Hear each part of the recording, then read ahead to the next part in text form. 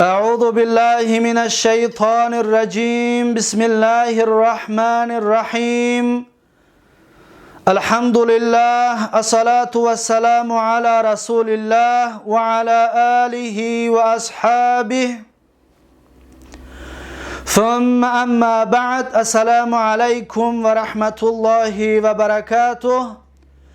برادران و خواهران و بینندگان و شنوندگان محترم، الحمدلله که ما و شما از گرامتیک زبان عرب، از علم نحو، از کتاب الآجرومیه 13 درس گرفتیم و بنده حالا میخواهم درس 14 را از این کتاب الآجرومیه به سمع شما برادران و خواهران و دوستداران آموزش زبان عربی تقدیم و پیشنهاد بگردانم.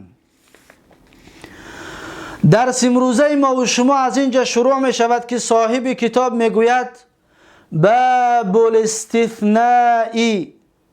باب الاستثنائی یعنی باب در مسئله استثناء صحبت میکند. باب در مسئله استثناء گفتگو میکند. پس استثناء چی است؟ پیش از اون که استثناء را بیان بکنم، اولا میخواهم درسای گذشته را در یادتان بیارید که ما و شما گفتیم اسم در 14 جا منصوب میشود. اون 14 جا را ما و شما 6 تاش را خواندیم. یکم گفتیم مفعول بهی، دوم مفعول مطلق یا گفتیم مصدرش میگویند، و سوم مفعول فیهی که دو تقسیم میشود، یا ظرف زمانش میگویند، و چهارم ظرف مکان، و پنجم حال، و ششم تمیز. این 6 تا را با تفصیل ما و شما خواندیم.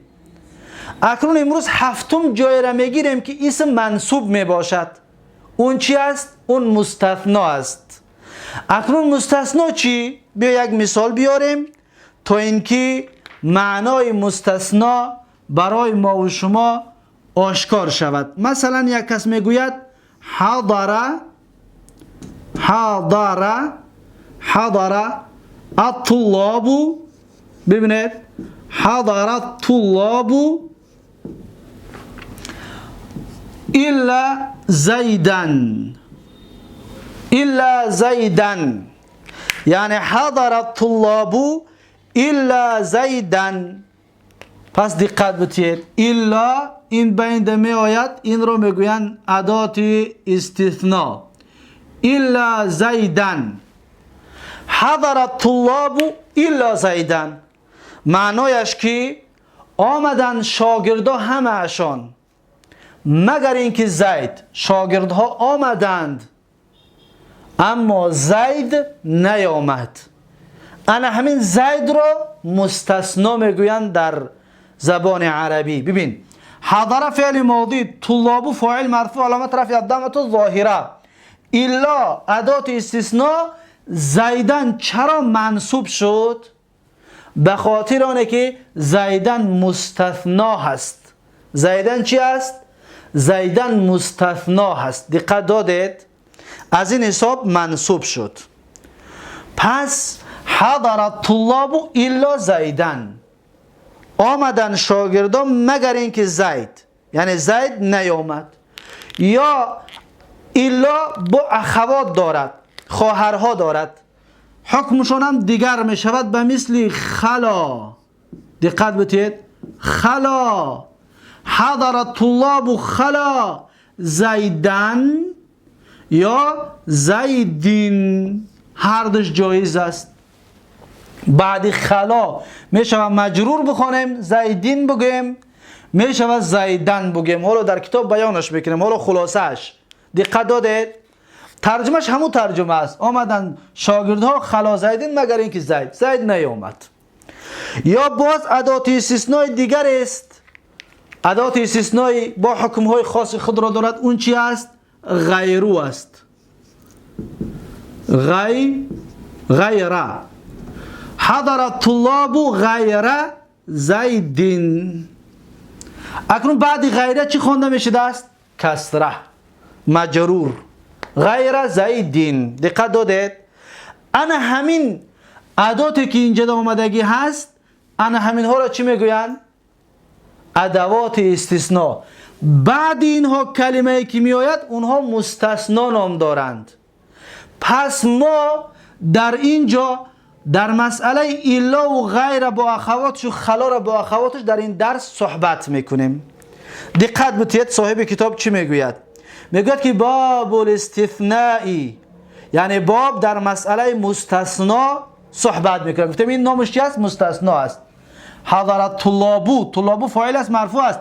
زیدن برای چی منصوب است؟ الا زیدن، به خاطر اینکه زیدن مستثنا هست. مستثنا منصوب می شود و هفتمین جایی که اسم منصوب می شود این چی است؟ مستثنا است.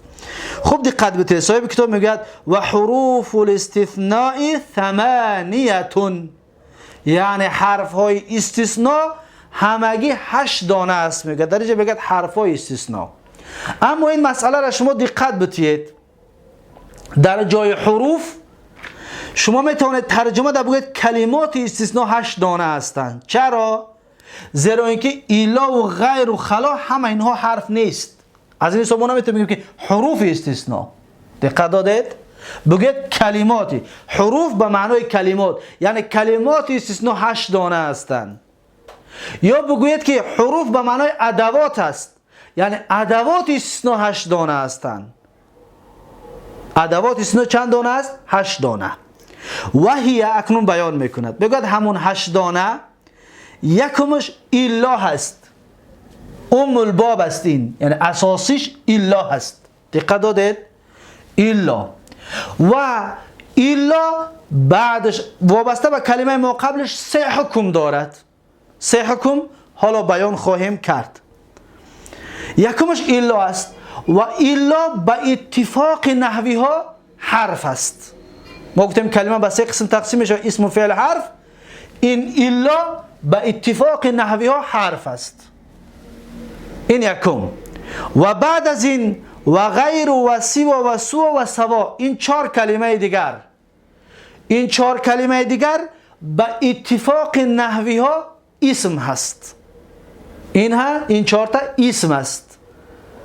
بعد از این و خلا و عدا و حاشا، این 3 تا دیگر در مسئلهش اختلاف است که آیا این اسم است، معذرت میخوام، آیا این حرف است یا فعل است. هر کسی که میگه خلا، عدا، حاشا، این 3 تا باقی مونده اخیر حرف است، کسی بگه حرف است مجرور میخونه، برای حرف جر میشد، به مثل مین، به مثل فی. حرف جر دلالت به استثناء میکند، میگه بچه مجرور میخوند. خلا زیدین. هر کسی که میگوید خلا فعل است بچه منصوب میخوند، خلا زیدن، یعنی منصوب به خاطر آنه که مفعول به خلا هست و فاعل ضمیر مستتر وجوبا تقدیر هو. دقت دادید؟ از این حساب بعد خلا 2 حکم جایز است. اگر مجرور بخونی خلا را اسم، خلا را حرف گفتی، حرف جر. اگر منصوب بخونی خلا را فعل ماضی گفتی. دقت دادید؟ اکنون میگذاریم به تفصیلات اون چیزی که حالا گفتیم و نگفته نماند که و حروف الاستثناء ثمانیه رو اکنون فهمیدید که این اسم بوده است، درباره این اختلاف بوده است، درباره یعنی الا اسم بوده است، معذرت میخوام، الا به اتفاق نحوی ها حرف بوده است، خلا اختلاف بوده است درباره حرف بودن یا که درباره فعل بودنش، غیرو به اتفاق نحوی ها چه بوده است؟ اسم. اکنون نمیتونیم بگیم حروف الاستثناء، زیرا که اینا حرف نیستن. اینها بعضیش حرف است، بعضیش اسم است، بعضیش چی است؟ فعل است، با اختلافاتشون. اکنون میگذاریم به تفصیلات آن چیزی که حالا گفتیم. دقت بتید. میگوید که الا در جمله بدراید وابسته به جمله، الا در جمله وقتی که میدراید وابسته به جمله 3 حالت دارد. 3 حالتاش دقت بتید. پس می نویسیم حالتاش. حالت یکم حالت دوم، حالت سوم. سه حالت دارد و این حالت ها را نام هاشون چی است؟ حالت یکم، اگر جمله که پیش از الا می آید، پیش از ادات الا اگر تام باشد، دقت بتید، تامن و موجبن، موجبن، تام موجب باشد، این یکم حکم. دوم، اگر که پیش از الا منفی، منفیان، منفیان تامن، منفی تام باشد، این دویم حالتش. حالت سیمش اگر چی باشد؟ ناقصا، اگر که ناقص باشد، ناقص یا چی باشد؟ یا نام دیگر دارد، ناقصش میگویند، یا نام دیگر دارد، نامش مفرغ هست، مفرغن، یا چی باشد؟ یا مفرغ باشد. دقت دادید؟ پس این کلمه های است، جمله های است که پیش از ادات استثنای الا می شود. دقت بتید. پس اینها در این صورت اگر که کلام تام موجب باشد، در این صورت نصب خواندن واجب است. حکم اعرابش چی است؟ نصب. در این صورت تام موجب نصب. منفی تام باشد دو وجه خواندن جایز است، یکمش میگن بدل و دویمش میگن چی؟ نصب. نصب. و اگر که ناقص باشد یا استثنای مفرغ باشد، در این صورت میگیم حسب العوامل یا حسب العامل، حسب عوامل بشود. یعنی عامل چیزی را طلب میکند، انا همون اعراب براش میتیم. اکنون یک تا مثال میاریم، دقت بتید. کلام اگر تاماً موجباً باشد، گفتیم نصب خوندنش واجب است. مانندی چی؟ مانندی جاء الطلاب، جاء الطلاب الا زیدن، الا زیدن، یعنی آمدن شاگردها غیر زید. دقت دادید؟ اینجا کلام تام است. تام معنیش چی؟ یعنی پره، فعل ماضی لازم، طلاب فاعلش و این مفعول به نمیخواهد، فعل و فاعل کلمه تام شد، یعنی پره شد. تامن، پس معنیش که جمله پره باشد، یعنی فعل فاعلش را گرفته باشد. اگر فعل متعدی باشد مفعول به اش را گرفته باشد. دقت دادید؟ فاعلش را مفعول به اش را گرفته باشد، پره شده باشد. موجباً چی است؟ موجباً یعنی پیش از این نفی نیست، یعنی ما، لا، نفی و شبه نفی و مثل استفهام و مثل نهی، این چیزها وجود ندارد، موجب است.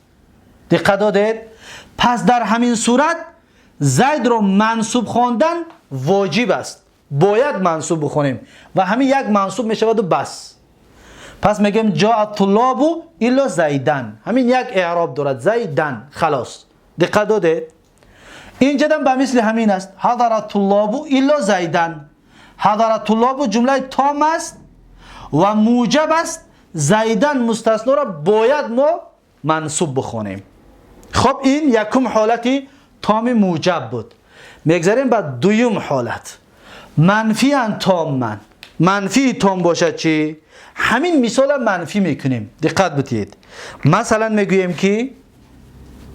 میگویم که ما جاء الطلاب،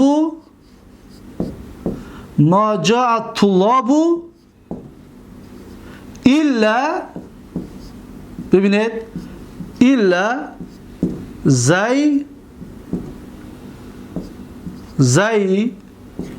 زید رو دو بار می نویسیم به خاطر چی؟ به خاطر حالتاش بیان بکنیم. دقت بتید اکنون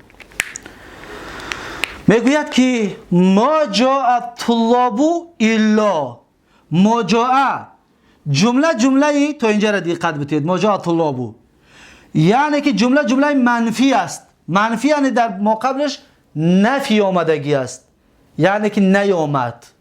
ما جاء الطلاب نیامدن شاگردان. ما جاء الطلاب یعنی نیامدن شاگردان. دقت دادید؟ این را نفی است. یا استفهام باشد یا شبه نفیش میگن. شبه نفی مثلا استفهام شبه نفی هم باشد، در این صورت چی میشود؟ در این صورت ما دو اعراب خوانده میتونیم، دو و حق داریم، یا بدلش میگیم یا نصبش میگیم. اگر بدلش بخونیم طلابو را نگاه میکنیم آخرش چی است؟ آخرش مرفوع است. چرا مرفوع است؟ زیرا که فاعل جاء است. جاء فعل ماضی، طلابو فاعل مرفوع علامت رفعی الضمه الظاهره. پس زیدون رو بدل از طلاب میگیریم، بدل مرفوع میشود. پس چی میگیم؟ ما جاء طلاب الا زیدون میگیم، الا زیدن نمیگیم دیگه، زیرا که زید رو بدل از طلاب گرفتیم. این بدل رو بدل جزء من کلش میگن. ما شما در قسم های بدل خوندیم که بدل 3 تقسیم میشود. پس از اون قسم های بدل 4 تقسیم میشد بدل.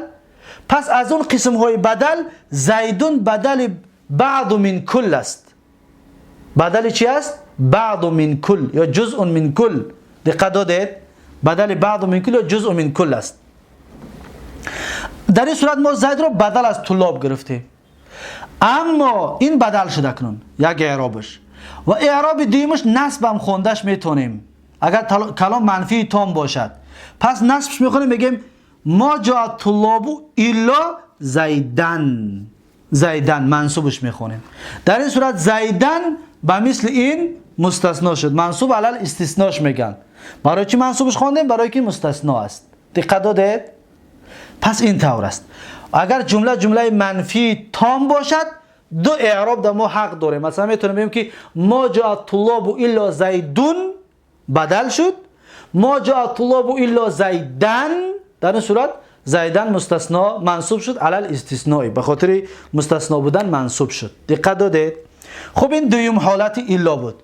سوم حالت الا، سوم حالتش اگر کلام ناقص باشد یا مستثنای مفرغش میگن، مستثنای مفرغ باشد، در این صورت حسب عوامل ما اعرابش میکنیم. مانند چی؟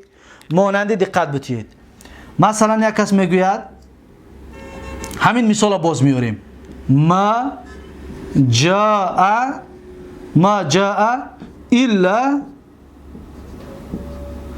الا زید. دقت بتید، ما جاء الا زیدون. در اینجا جمله ما قبلی الا ادات استثنایی ما ناقص است. ناقص یعنی چی؟ یعنی که فعل فاعلش را نگرفته است یا مفرغش میگن. پس ما نافیه جاء فعل ماضی فاعلش در کجا است؟ فاعلش این زیدون است. فاعلش چی بوده است؟ زیدون. پس الا زیدون رو مرفوع میخونیم. یک کس بگه برای چی مرفوع خوندیم؟ میگیم که به خاطر آنکه اینجا در استثنای ما استثنای ناقص است. جاء فاعل طلب میکند، فاعلش زیدون هست. در اینجا جاء طلابو فاعلش هست، جاء طلابو فاعلش هست، اما در اینجا فاعلش کجا است؟ فاعلش نیست. از این حساب این را میگن که چی؟ ناقص یا میگن مفرغ. پس در اینجا زیدون فاعل جاء شد. پس این الا را نامش دیگر میشود که میگیم حرف استثناء ملغاتن. ملغاتن که بسته شده است، عمل نمیکند. ملغات است یعنی که بستگی هستن. این دیگه عمل نداره. در اینجا در این یکمش عمل دارد، در دویمش عمل دارد، در سوم چی عمل نداره. برای خودش چی میگن؟ ملغات یعنی بستگی، حرفی ایکار برآمدگی است. دقت دادید؟ پس این هست بعد الا. اکنون میخونیم صاحب کتاب درباره الا چی میگوید؟ میگه فالمستثنى بالا، میگه مستثنا با الا یکم حالت بیان میکند. میگه که یونسب اذا کان کلام تاما موجبا، منصوب میکند، نصب میکند اگر کلام تام موجب باشد. اگر کلام تام موجب باشد چیکار میکند؟ نصب میکند، منصوب میکند. مانند چی؟ قام القوم الا زیدن، جاء الطلاب الا زیدن و مثل این. پس میگوید که قام فعل ماضی مبنی علی الفتح، القوم فاعل مرفوع علامت رفع الضمه الظاهره، الا اداه استثناء، زیدن منصوب علی الاستثناء. پس چی میگوید؟ منصوب علی الاستثناء. دقت دادید؟ برای چی؟ به خاطر اینکه کلام تام موجب است، ما قبلش نفی نیست. کلام چی است؟ تام موجب. بعد از این باید مثال دیگر میارد، میگه و خرج الناس الا عمرا، یعنی بر آمدن مردم مگر اینکه عمر نبر آمد. پس در این جمع همچنین میگوید، همچنین کلام تام موجب است. میگوید خرج فعل ماضی مبنی علی الفتح، الناس فاعل مرفوع علامت رفع الضمه الظاهره، الا اداه استثناء، امرا مستثنا منصوب. دقت دادید؟ امرا برای چی منصوب است؟ به خاطر اینکه مستثنا است. درس امروزه ما و شما. دقت دادید؟ پس این بود حالت یکم را صاحب کتاب به همین دو مثال به آخر رسانید. یکم مثالش قام القوم الا زیدن، دوم مثالش خرج الناس الا عمرا. هر دوش هم زیدن امرا منصوبه. برای چی؟ به خاطر اینکه مستثنا است و جمله تام موجب است، برای همین خاطر منصوب خواندن در این صورت واجبه، باید منصوبش بخونیم. یا وجه جایز است. این یکم بود.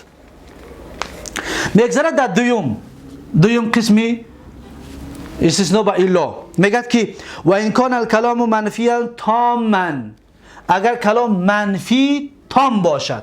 منفی را گفتیم چی است؟ تام گفتیم چی است؟ منفی یکی نفی داشت، مثلا ما، یا مثلا شبه نفی، مثلا استفهام و نهی، این چیزها باشد. میگه اگر کلام منفی تام باشد، این کان الکلام منفیا تاما، جاز فیه البدل، در اون جایز است چی؟ بدل. جایز است که بدلش بخونیم. ما جاء الطلاب الا زیدون، این بدل شد. و النصب علی الاستثناء، جایز است که نصبش بخونیم. نصب بر استثناء است. مثلا ما جاء الطلاب الا زیدن، این دو وجه جایز است. در این صورت دو وجه جایز است. خود صاحب کتاب اکنون مثال میارد، میگه نحو قولیک، مانند سخن تو ای طالب علم وقتی که میگویی که ما قام القوم الا زیدون، نخست قوم مگر اینکه زید، یعنی زید خست قوم نخست. پس زیدون در اینجا بدل شد. ما قام القوم، قوم در اینجا فاعل قامه است، الا اداه استثناء است، زیدون در اینجا بدل است. و مثل این الا ما جاء الطلاب الا زیدون، ما گفتیم بدل است. بدل از چی است؟ بدل از طلاب است. در اینجا در زیدون بدل از قوم است. بدل از چی است؟ بدل از قوم است. بدل چی است؟ بدل بعض من کل، بدل جزء من کل یا بعض من کل. یا میگه جایز است بگویی که و الا زیدن، و الا زیدن. و الا زیدن گفتی در این صورت چی است؟ و الا زیدن نصبش کی خواندی؟ در این صورت منصوب است علی الاستثناء. یعنی زیدن برای چی منصوب شد؟ به خاطر آنه که مستثنا است. به خاطر آنه که اینجا مستثنا است. این دویم قسم بود. دویم قسم به آخر رسانید. مثلا یک مثال دیگر میارم تا اینکه در مسئله بدل فهموتر شود. دقت بتید. مثلا من میگویم که رأیتو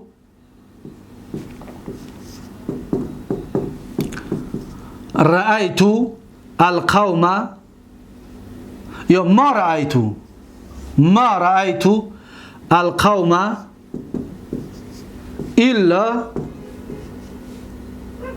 الا مثلا زید.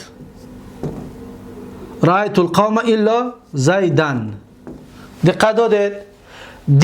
ندیدم ما رأیتو، ندیدم قوم رو مگر اینکه زید رو، الا زیدن.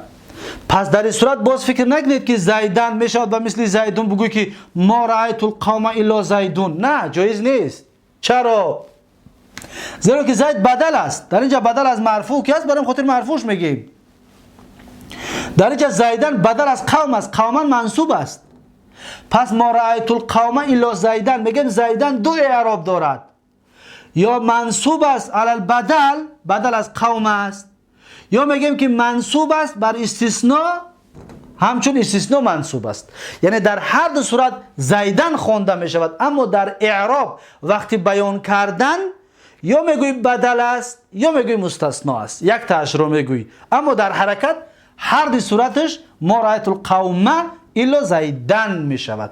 زیدون گفتن در اینجا جایز نیست، یعنی که بدل از قوم است، قوم منصوب است. در اینجا ما جاء الطلاب الا زیدن الا زیدون دو وجه جایز است. برای چی؟ اگر بدل بگیری مرفوع می شود، اگر که مستثنا بگیری منصوب می شود. دقت دادید؟ و دویم قسم به آخر رسید و سوم قسم میگیرد، میگه و این کان الکلام ناقصا، اگر میگه کلام ناقص باشد، چطور گفتم ناقص یا مفرقش میگوین، کان علی حسب العوامل، انا اکنون در این صورت میگه حسب عوامل ما چیکار میکنیم؟ اعرابش میکنیم. نحو قولک، مانند سخن تو میگوی که ما قام الا زیدون، ما نافیه، قام فعل ماضی، الا ادات استثناء ملغاته میگوین، زیدون چی است؟ فاعل قامه. و مثل این ما جاء الا زیدون، هر یک چیز است. زیدون فاعل چی است؟ فاعل جاء. الا چی است؟ الا ملغاته. الا را چی میگن؟ الا ملغاته. دقت بتید، الا ملغاته،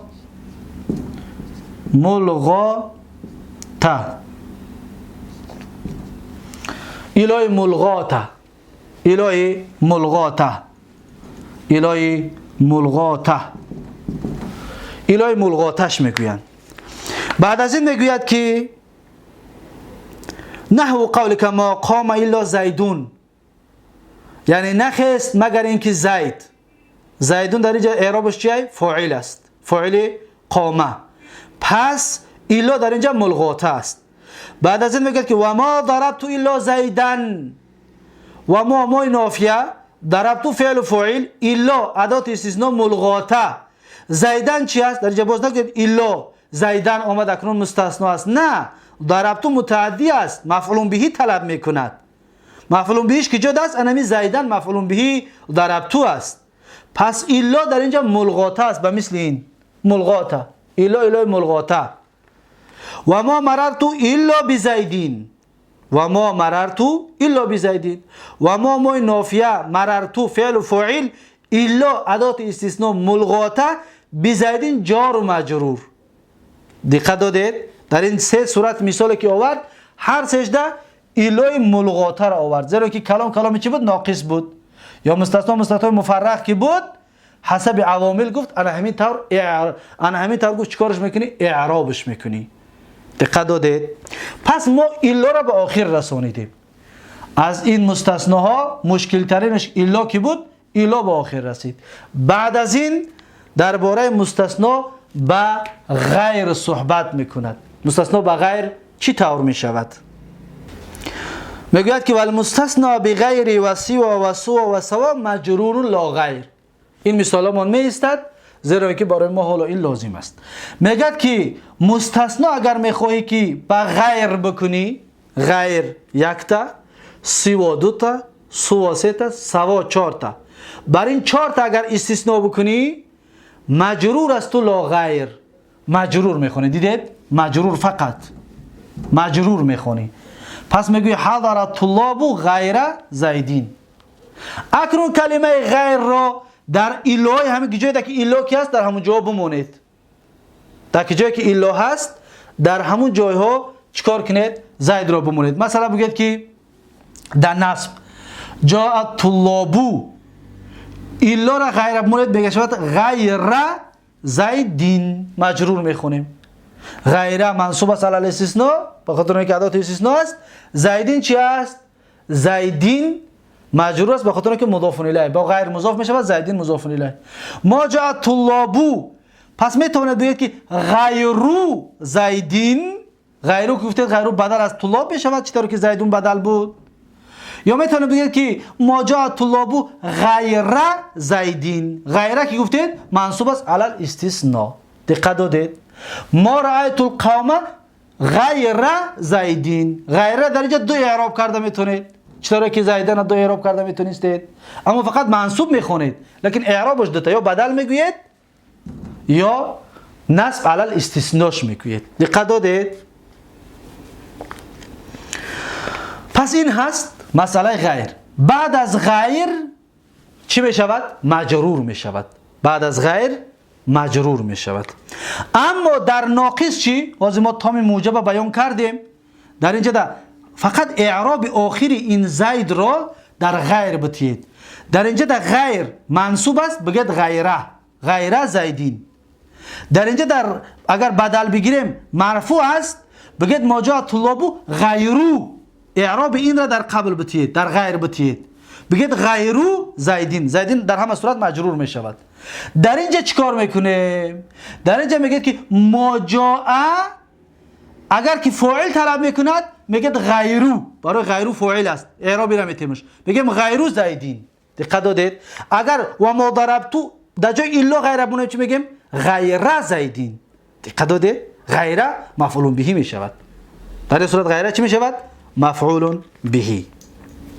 منصوب است به خاطر اینکه مفعول به است. بعد زیدن در همه اینها بعد غیر، بعد سوا و سوا و سوا، چهار کلمه را بعدش اگر که اینها به معنای استثناء باشند، در کجایی که دیدید شما بعدش مجرور بخونید، به خاطر اینکه مضاف الیه هست. نه که سوا به معنای غیر باشد، زیرا که سواء علیهم انذرتهم در قرآن اومده است به معنای چی است؟ به معنای مساوی است، برابر است، یا فرق ندارد برای اونها. به این معنا باشد. اگر این در این صورت ما با اون از ادات استثناء نیست، اون از دیگر مسئله هست. خب این بود در مسئله غیر. با همین مسئله غیر هم با اخواتش خلاص شد.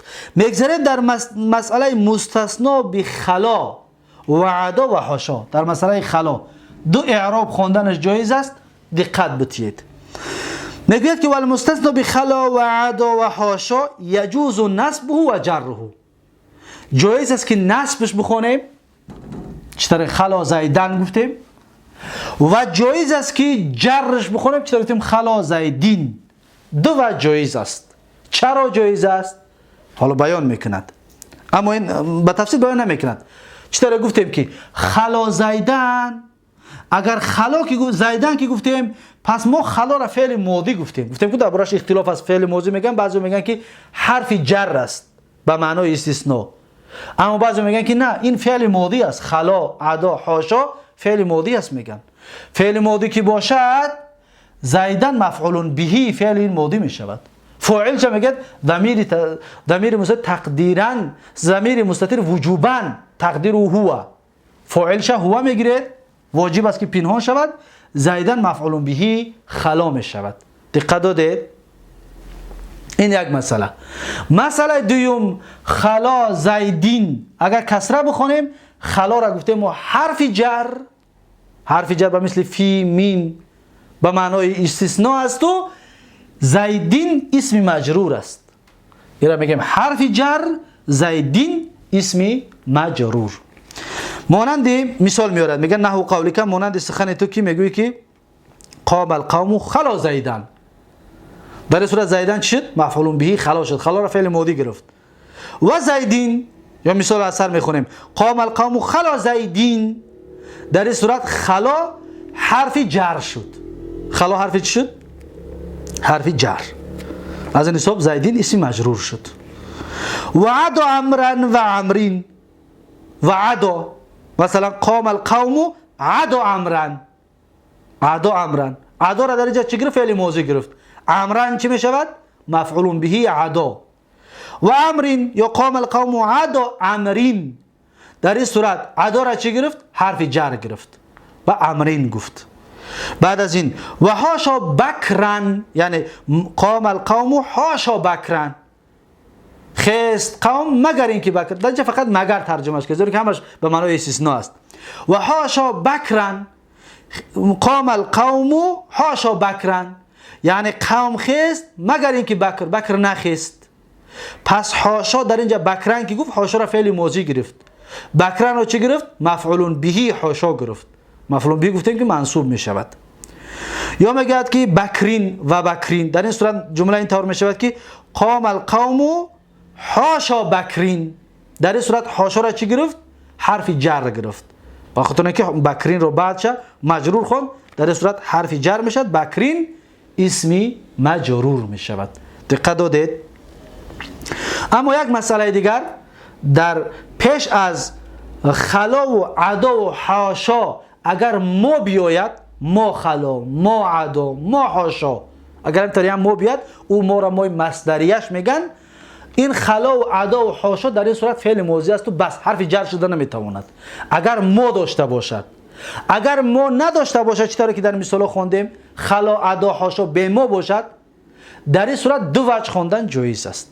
دقت دادید؟ زیرا که ما درآمد، خلا حتما فعل ماضی می شود، در اون صورت دیگه حرف جر شده نمیتواند. پس این بود مسئله استثناء.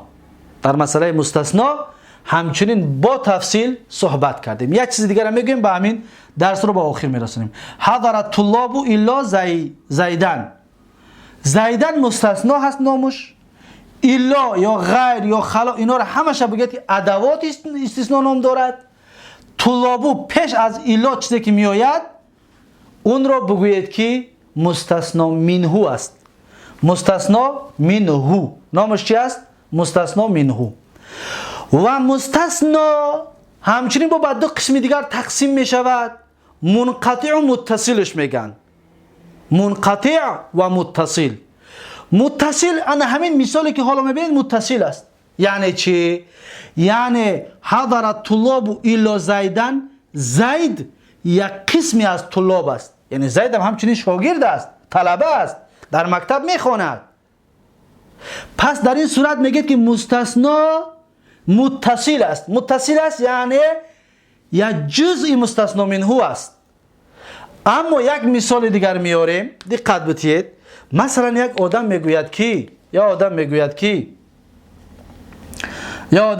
که اینجا داد نوشته کنم، مثلا جاء القوم، ببینید جاء القوم الا آمدن قوم مگر اینکه دقت بتید حمار. دیدید؟ آمد قوم مگر اینکه که حمار، مگر اینکه حمار. اکنون در این مسئله که حالا بیان کردم، ماجا در این مسئله، در مسئله دویم هست، منفی تام باشد، به مثل اینه، به مثل منفی تام. در اولش ما را بمونیم تا اینکه دلالت به منفی تام بکند. دقت بتید. ما جاء القوم الا حمار. دقت بتید. در این مسئله اینجا در اون مثالی که گفتیم، در اینجا استثناء متصل است، در اینجا متصل است. اون مسئله در اینجا نبود، در اینجا است. ما جاء الطلاب الا زیدون. اگر که میگد مستثنا متصل باشد، یعنی که زید از قسم طلبه هست، بله. وقتی که متصل باشد دو وجه خواندن جایز است. دقت دادید؟ متصل باشد دو وجه خواندن جایز است. اما اگر که منقطع باشد، این رو میگن منقطع. چرا؟ زیرا که نیامد قوم مگر اینکه خر از قسم قوم نیست. قوم یک مثلا 100 آدم 200 آدم یک قومه، اما خر آدم نیست، خر از حیوان است. در این صورت میگویند که این مستثنای منقطع هست.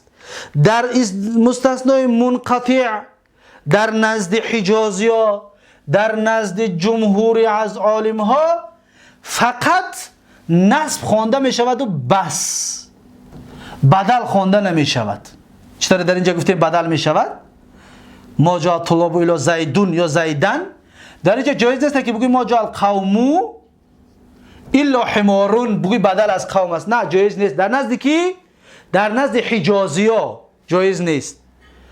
اما در نزد بعضی از قوم عرب اجازتش میتید، میگه که جایز است. ممکن است که بدلش بخونی یا نصبش بخونی. بعضی هاشون اجازه دادگی است. بعضیشون چیکار کردگیان؟ اجازه دادگی هستند. دقت دادید؟ اما قوم جمهور نزد حجازی‌ها انا همین است که جایز نیست. درست نیست که ایرا بدل بگیریم. اگر که استثناء چند منفی تام باشد اما منقطع باشد، مستثنا منقطع باشد، فقط نصب است و بس، بدل جایز نیست. اگر که جمله منفی تام باشد و مستثنا متصل باشد، در این صورت دو وجه جایز است. دقت دادید؟ دو وجه در این صورت جایز است. با همین مستثنا با آخر رسید. با همین الحمدلله باب مستثنا را با آخر رساندیم. میگذاریم و هفتم استثنا را با آخر رسانیدیم. هفتم منصوبات را میگذاریم به هشتمین جایی که اسم منصوب است. اینجا را پاک کنیم تا اینکه بنویسیم این هشتمین جا چی است. پس ما و شما هفت منصوبات را خواندیم. یکم مفعول به، دوم مصدر، سیوم ظرف زمان، چهارم ظرف مکان، پنجم حال، ششم تمیز، هفتم مستثنا. اکنون میخوانیم هشتم جایی که اسم منصوب می شود. اون کدام است؟ هشتم جایی که اسم منصوب می شود. صاحب کتاب میگه که باب الله. اون هشتم جایی که اسم منصوب می شود باب لا هست. لا. این کدام لا است؟ ما در زبان عربی چند تا لا داریم. این کدام لا است؟ این لا را نامش لای نافیه للجنسش میگن. نامش چی است؟ لای نافیه للجنس. این لای نافیه للجنس به مثل اینه و اخواتش عمل میکند، اما به شرط. به مثل اینه اسمش منصوب میشود، خبرش مرفوع میشود، اما به شرط است. حالا میخوانیم ببینید. مثلا یک کس میگوید که لا. ببینید لا، این لا چی است؟ نافیه للجنس. لا رجل فی الدار. دقت دادید؟ لا رجل فی الدار. لا رجل فی الدار. رجل میخونیمش. چرا؟ میذاریم که لا نافیه للجنس مبنی علی السکون لا محل له من الاعراب عمل دارد. عملش همین است که رجل را مبنی کرد علی ما ینسب به. مبنی کرد بر آنچه که منصوب می شود.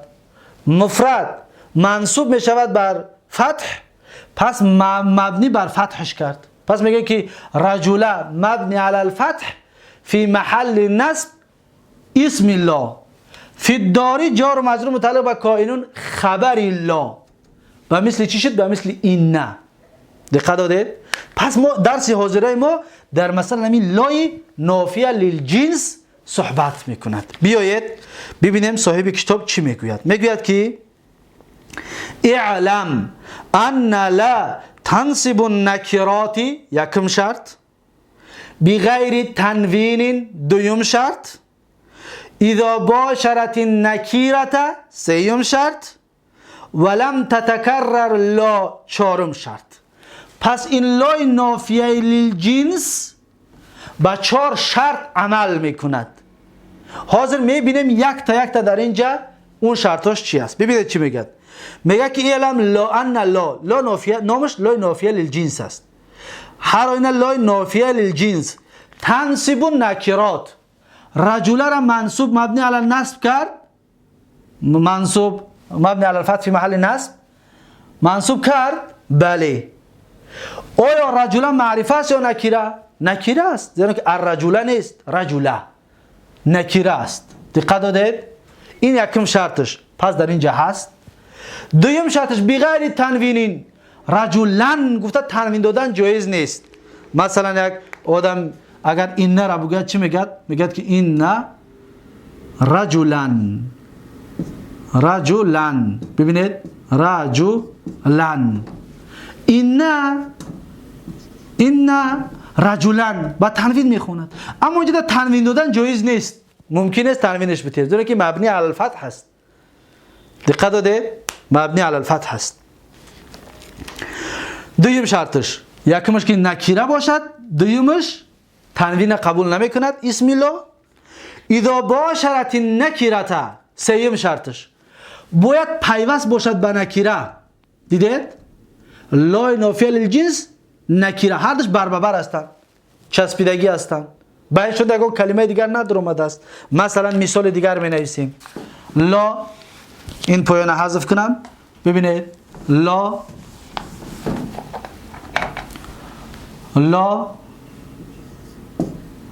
فی الدار رجل.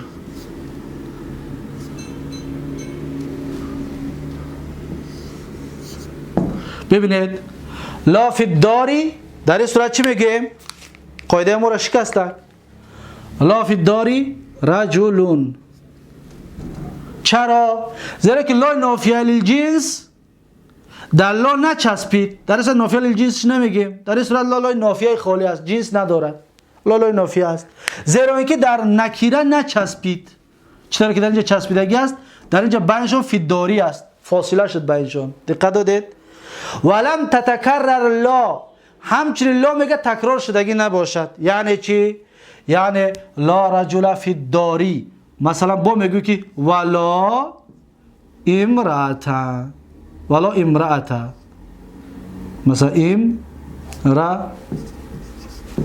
ببین لا تکرار شد، این یک لا، این یک لا تکرار شد. در این صورت حکمش دیگر می شود. دقت دادید؟ در این صورت حکمش دیگر می شود. از این حساب صاحب کتاب مثال زد. نحو لا رجل فی الداری.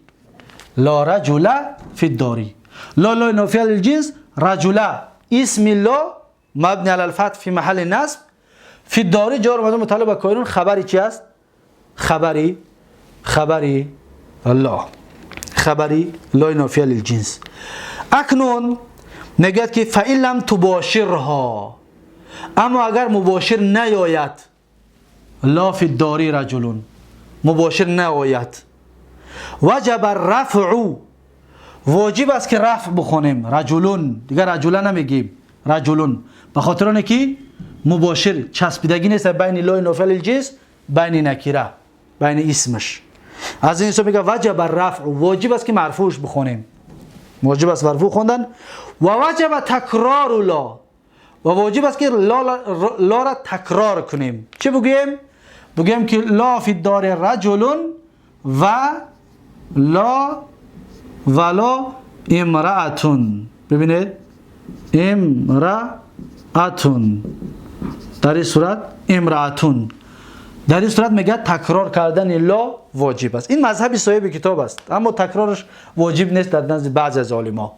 دیگر اگر که فاصله کی آمد خلاص مرفوعش میخونیم خلاص. اما صاحب کتاب میگه واجب است تکرارش. مذهب این است، اما بگیم قول یک قول تنها نیست. بعضی قول است که میگه واجب نیست تکرارش. فإن لم تباشرها وجب الرفع وجب تکرار لا. چطور که بیان کردیم. نحو لا فی الدار رجل ولا امرأة. لا فی الدار رجل ولا امرأة. دقت دادید؟ در این صورت حکمش بیرون شد. اکنون میگوید و ان تکررت لا، اگر که لا تکرار شود. اینجا را دقت بدید. و ان تکررت لا، یا این بیستد. ببینید و ان تکررت لا جاز اعمالها و الغاؤها، جایز است اعمالش، عمل دادنش. ببین در اینجا حالا پیشتر ما تا اینجا را صحبت میکردیم. لا رجل فی الداری تکرار شدگی نبود. اگر که میگه لا تکرار شود این طور، دو حکم دارد. جایز است اعمالش، اعمالش یعنی عمل دادنش. عمل دادنش یعنی که انا می طور خواندن لا رجل فی الداری ولا امرأة، ولا امرأة. دقت دادید؟ هر دوشن مبنی علی فتح فی محل نصبش میگیم. خب جزء اعمالها معناش همین است، عمل دادنش. پس عمل کرد، کار کرد بالای این ده. و الغاؤها میشه با ببندیمش، بگیم نه تو لا کار نکن، تو کارت برای ما در کار نیست. اگر که لا را چکار کنیم؟ الغا کنیم. میگیم که لا رجلون فی الدار ولا امرأتون. این دویم وجه است. دقت دادید؟ این وجه دویم است. لا رجلون فی الدار ولا امرأتون. در این صورت چکار کردیم ما؟ در این صورت لا لای نافیه للجنس نمیگیم، لا لای نافیه است و بس، رجلون مبتدا است و فی الدار جار و مجرور متعلق به کائنون خبر است. ولا واو عاطفه لا لای نافیه است و امرأتون عطف در جای رجلون هست. دقت دادید؟ پس در این صورت مبتدا شد دیگه، اسم لا و خبر لا دیگه خبری از اینها نیست. میگه فإن شئت قلت لا رجل فی الدار ولا امرأة، در این صورت عملش دادیم، لا رجل فی الدار ولا امرأة. دویمش و إن شئت قلت لا رجل فی الدار ولا امرأتون. دقت دادید؟ در این صورت ما عملش ندادیم. پس این بود مسئله لا. در مسئله لا دو کلمه را میخواهم به سمتون برسانم، یک تاش را تفصیل داده، یک تاش را مختصرا. دقت بتید اون دو کلمه چی است؟ اون دو کلمه یکم ما و شما هر روز میگوییم چی؟ لا اله لا اله الا الله الا الله. دقت دادید؟ لا اله الا الله. الا الله چی است؟ لا نافیه للجنس است. لا نافیه للجنس است. اله چی است؟ اله به مثل رجل اسم این لا عمل کرده سای. اله اسم لا است. اسم لا است. از کجا فهمیدیم؟ از اونه که اسمش چی است؟ نکیره است. ما گفتیم در نکیره عمل میکنه. 4 شرط دقت دید. یکم نکیره است، دوم تنوین نداده، سوم چسبیدگی است، چهارم لا تکرار نشده است. دقت دادید؟ 4 تا شرط در اینجا هست. لا اله لا نافیه للجنس، اله اسم لا مبنی علی الفتح فی محل نصب. الا را در اینجا چی میگیم؟ پیشتر خوندیم. الا در اینجا ملغاته می شود. چرا؟ زیرا که در اینجا نفی است، شبه نفی است. یا لا نافیه للجنس است، نفی است. الا در اینجا ملغاته می شود. بعد الا الله میگیم. الا الله. این الا الله چی است؟ می شود الله را خبر الا بگیم؟ نه، ممکن نیست. چرا؟ زیرا که ما گفتیم که لا در نکیره ها عمل میکند، لا در معرفه عمل نمیکند. الله لفظ جلاله معرفه است، این خبر لا شدن نمیتواند. پس خبر لا در کجا است؟ خبر لا محذوف است. اصلش چی است؟ حق. دقت دادید؟ لا اله حق خبر لا، اله اسم لا، حق خبر لا. الا اداتی استثناء ملغاته و الله ملغاته، یعنی ملغاته است و اما معنا دارد، بگن زیادی نیست.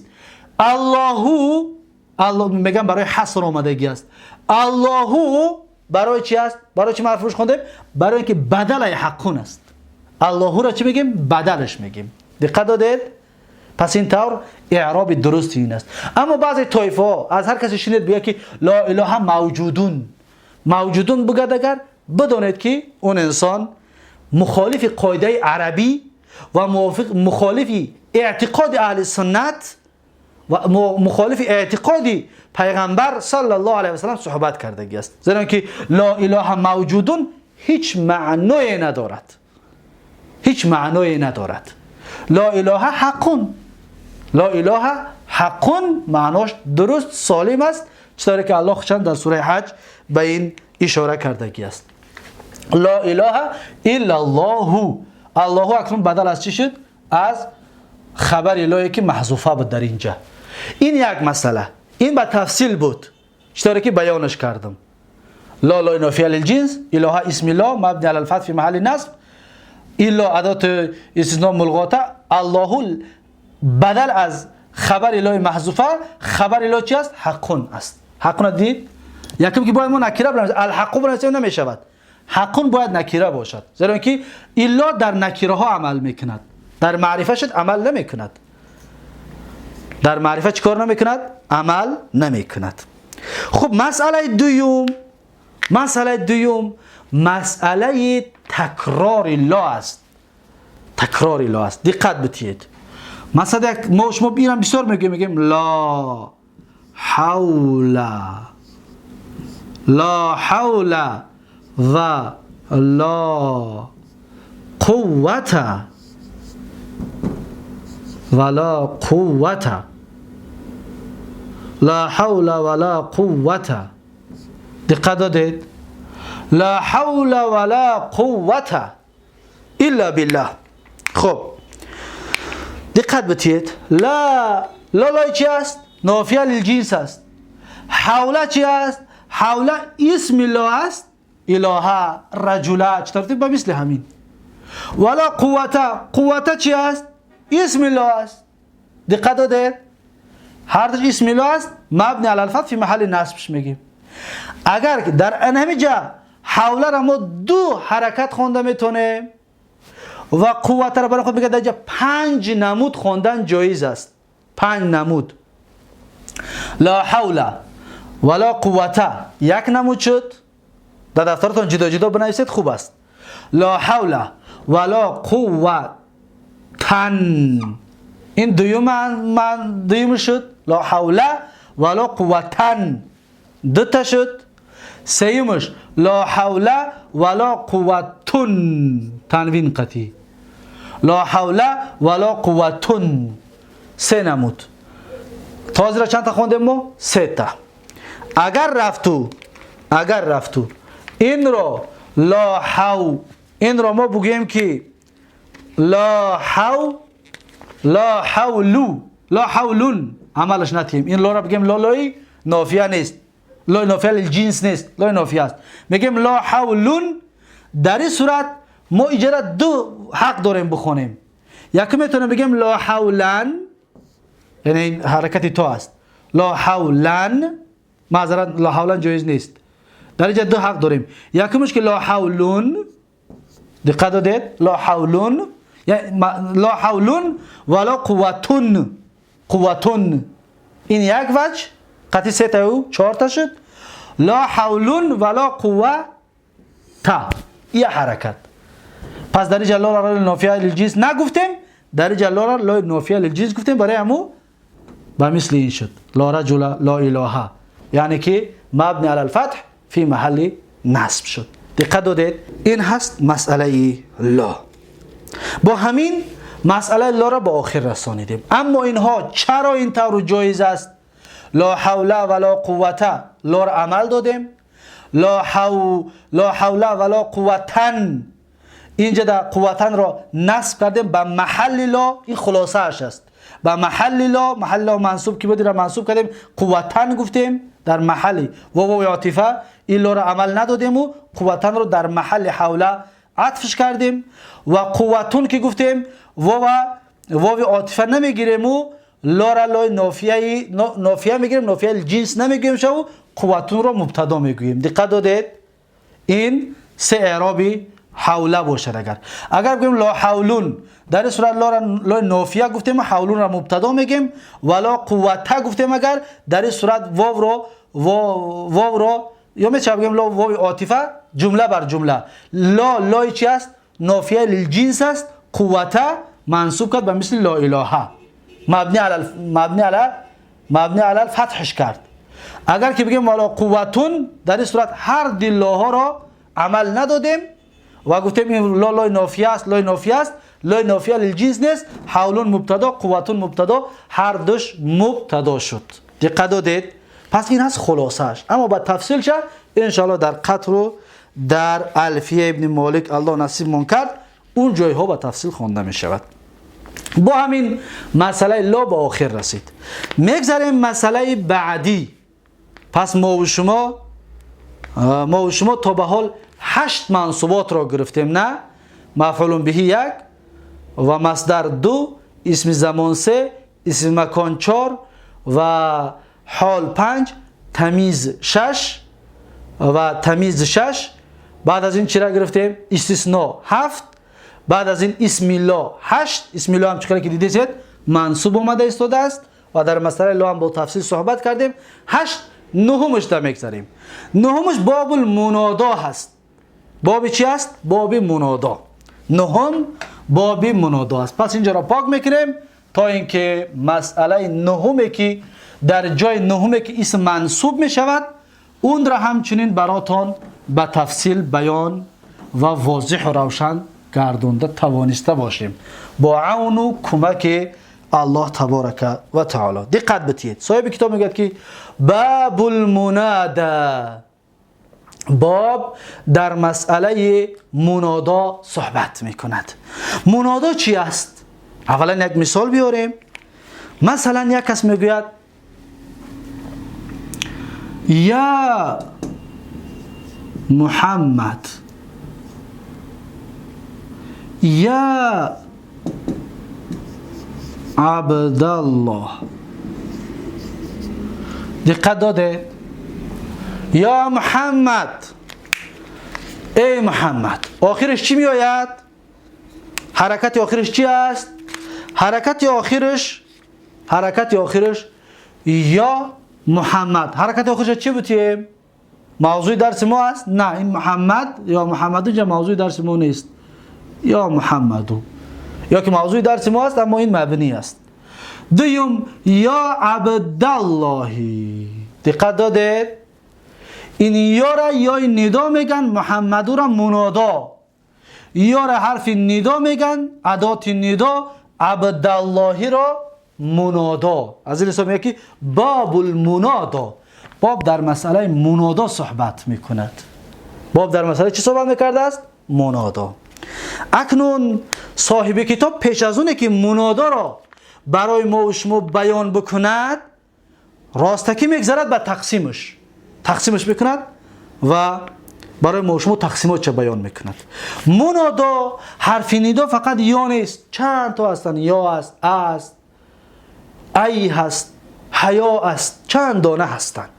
اما مشهورترینش الباب، چطوری که در مستثنا گفتیم الباب الا هست، در منادا الباب یا هست. یا محمد، ای محمد. یا عبدالله یعنی که ای عبدالله. فریاد میکنیم که ای عبدالله. پس این یا انم یا ندا است، یا فریاد. منادا اکنون بعد یا را میگن. بعد یا را چی میگن؟ منادا. خود این یا را یا اون چیزهایی که برای فریاد است اونها را ادواتی ندا میگن. ادوات. اکنون میگه که المنادا 5 انواع. منادا میگه همگی 5 نمود است، 5 نوع هست. المفرد العلم، یکمش مفرد علم هست. یک تا مثالش بنویسیم تا اینکه واضح شود. یکمش چی است؟ یکمش مفرد علم، مانند چی؟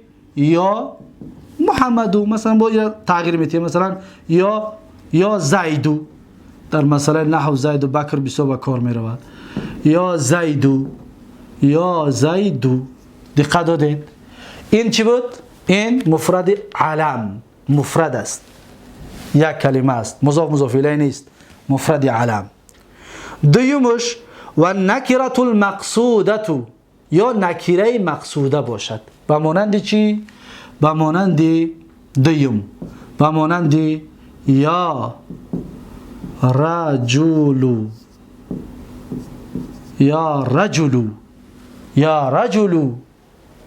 مثلا اغیثنی، یاردمم کن، کمکم کن، ای مرد کمکم کن. این را نکره مقصودش میگن. این نکره چی است؟ مقصوده است. و سیومش و نکره غیر المقصودتی، نکره که غیر مقصوده باشد. مانند چی؟ سیوم مانند یا رجلن.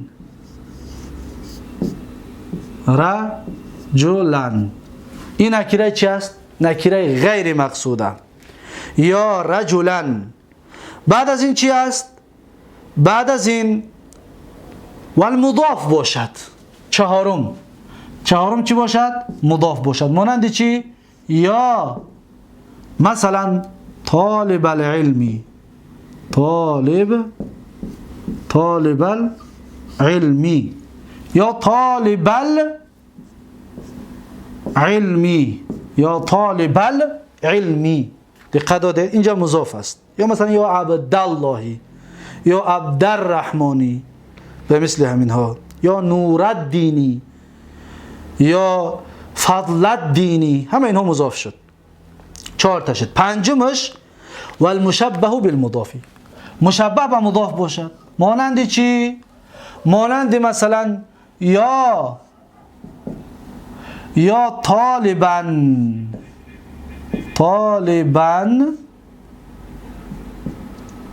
یا طالبا للعلمی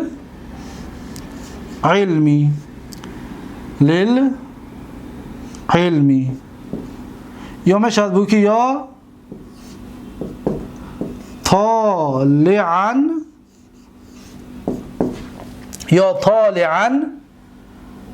جبلا. اکنون دقت کنید، همین 5 تا چی هستند؟ منادا هستند. اینها 2 حکم دارند، یا مبنی علی الضم یا منصوب. اکنون دقت بدید، یا زیدو اینجا مبنی علی الضم می شود، یا زیدو. یا رجلو مبنی علی الضم می شود. یا رجلن اینجا منصوب می شود، اینجا مبنی نیست دیگه. در دو تا مبنی است، در اینجا منصوب است.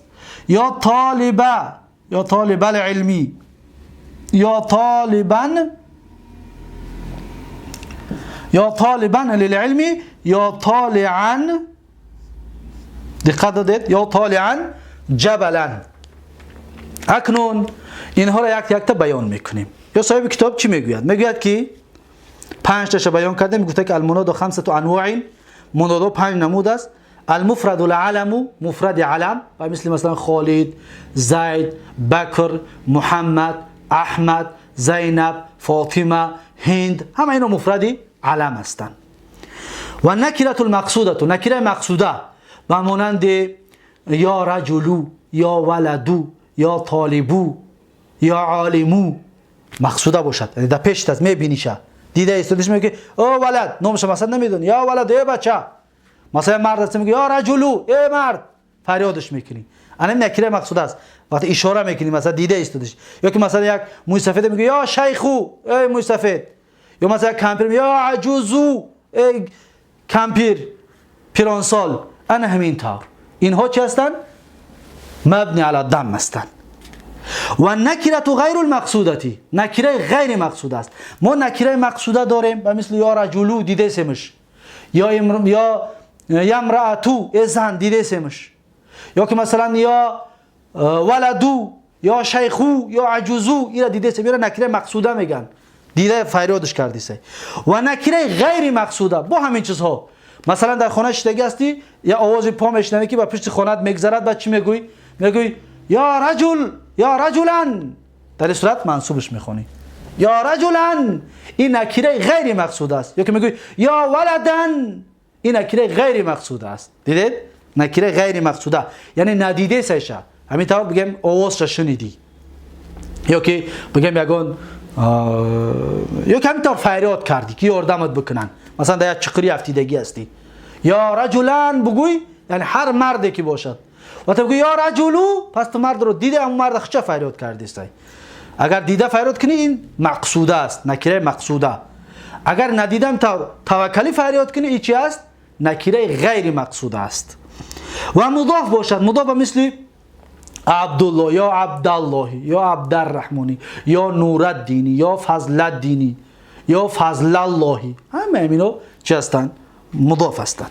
و المشبه بالمضاف، یا مشبه به مضاف باشد، یا مشبه به مضاف باشد مثل چی؟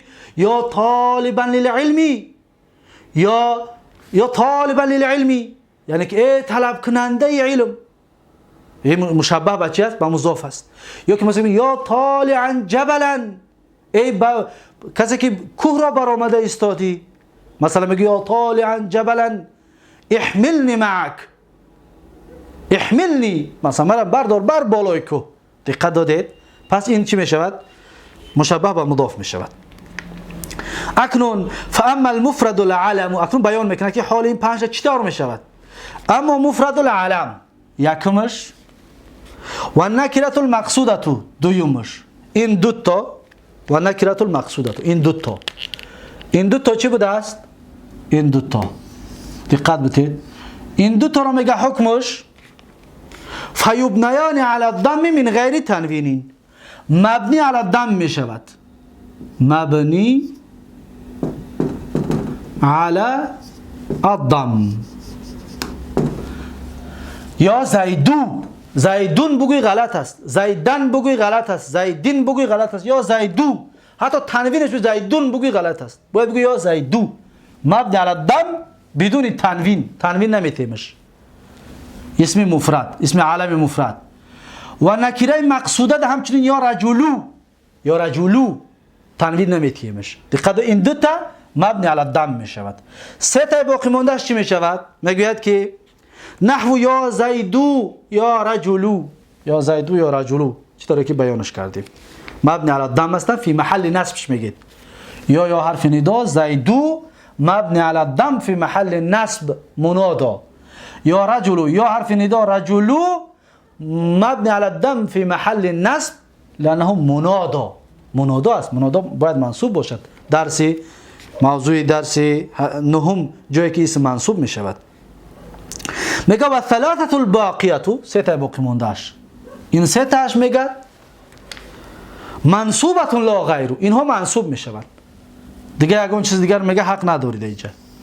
این سه تا ده فقط تو میتونی که چیکارش بکنی؟ منصوبش بخونی. منصوب چطور میگه؟ یا رجلن، یا طالب العلمی، یا طالبن للعلمی، یا طالعن جبلن. دقت دادید؟ پس همین طور میگه منصوبش میخونی. ببین منصوب و منصوب همه چی شد؟ منصوب شد. برای چی؟ به خاطر اینکه سه تا باقی مونده است. مانند میگه یا رجلن نوشتمش، یا عبداللهی، ما یا طالب العلمی را نوشتم، یا عبداللهی هم به مثل همین است، یا عبداللهی، یا طالعا جبلا، یا زیادی دیگر نست که یا طالبا للعلمی، یا طالعا جبلا. دقت دادید؟ پس اینها هستند حالتهای منادا. پس در اینجا بیان میکنم این رو با درس با آخر میرسد. یا حرف ندا طالعا منادا منصوب و علامت نصبه الفتحة الظاهره. دقت دادید؟ جبلن چی است اعرابش؟ جبلن این را انشاءالله در قطر یا که در الفیه ابن مالک خونده می شود. طالعا اسم فاعل است، عمل فعلش میکند، فاعلش میگم ضمیر مستتر تقدیره هو، جبلا مفعول به طالعا هست، طالعا مفعول بهش چی است؟ جبلا است. یعنی که یا اصلی کلام بگیم ادعوک یا من تطلع جبلا، یعنی فریاد میکنم ای اون کسی که تو تطلع جبلا بالای کوه میشوی. تطلع جبلا، تطلع فعل مضارع فاعل ضمیر تقدیر هو، جبلا مفعول به تطلع. در اینجا همچنین جبلا مفعول به طالعا اسم فاعل عمل کردگی است، اسم فاعل به شرط عمل میکند. این را ان شاء الله بعدا خواهیم خوند، یا که اگر کتاب عوامل خوندیم عوامل رو در عوامل این مسئله و تفصیل میگذرد. خب این بود باب منادا. با همین درس امروزمون رو به پایان میرسانیم و بعد از این المفعول من اجله است، یعنی دهمین جایی که اسم منصوب می شود، او را انشاءالله درس 15 خواهیم گرفت. پس درس امروزه را در اینجا به پایان میرسانم و تا درس آینده یک شما رو به الله تبارک و تعالی میسپارم. هر کجایی که باشید سلامت و موفق و مؤید باشید. امیدوار هستم که درس را فهمانده توانسته باشم و الله تبارک و تعالی برای ما و شما توفیق فهمیدن و توفیق دانستن و توفیق درک کردن را برامون نصیب بگرداند تا اینکه قرآن کلام الله تبارک و تعالی را ما و شما بخونیم و بفهمیم که حق چی است و باطل چی است و سنت های پیغمبر صلی الله علیه و سلم را همچنین به این وسیله علم های وسایل ما میتونیم درست و سالم بفهمیم. بارک الله فیکم و جزاکم الله خیرا و السلام علیکم و رحمت الله و برکاته.